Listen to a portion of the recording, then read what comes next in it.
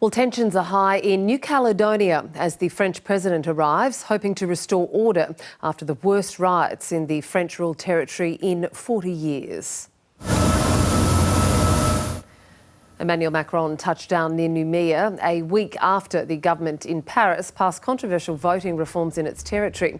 The move to open up the electoral roll to more French nationals sparked violence across the country.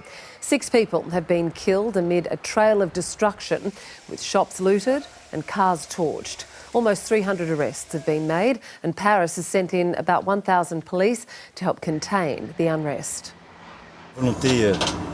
My intention here is to be close to the population for a return to peace, calm and security as soon as possible. A return to calm and security means also a return of normal services, supplies, food. We will obviously look into matters such as economic recovery, support and rapid response, and also the most delicate political matters in order to discuss about the future of New Caledonia.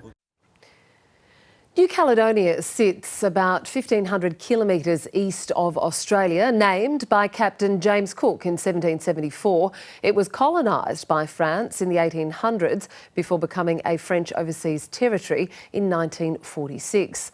More than 270,000 people now call New Caledonia home. About 41% of the population are Indigenous Melanesian Kanaks. 24% are of European origin, mostly French. New Caledonia is now the world's 3rd largest nickel producer.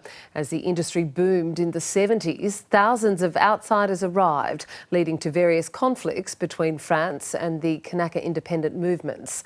To ease tensions, the Nouméa Accord was struck in 1998, aiming to give more political power to Indigenous people.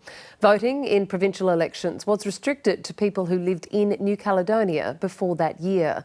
Paris now sees that as undemocratic and has endorsed a constitutional amendment allowing French residents who have resided in the archipelago for more than a decade to vote. Pro-independence campaigners in France and New Caledonia believe that will ultimately dilute the Kanak vote. Local leaders want meaningful concessions from Emmanuel Macron.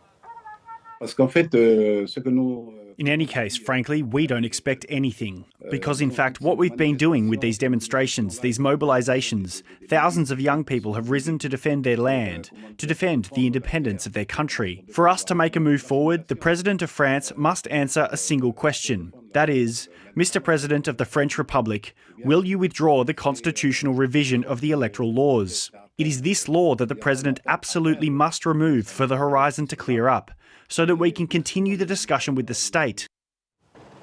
Many Australians have been caught up in the unrest. New Caledonia is a popular destination for expats and tourists. More than 300 people have registered to return to Australia since the violence escalated. Dozens have gotten out, but others are waiting for evacuation flights.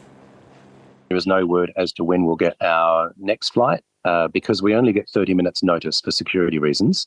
And if we do get told we have a flight, we're not allowed to say anything because we could become a target. And for our own security, we can't say anything until we hit Brisbane. So you don't hear anything, you don't know. People are sitting in their rooms frightened to leave in case they get that phone call from the embassy. And, you know, literally doing it without food because they're now frightened to leave. And food is hard enough to get anywhere. Emmanuel Macron will be hoping to find a political solution to the crisis in New Caledonia, but his visit could also inflame the situation. Because the contentious electoral reforms require a constitutional amendment, the changes need to be ratified at a meeting of both houses of the French Parliament.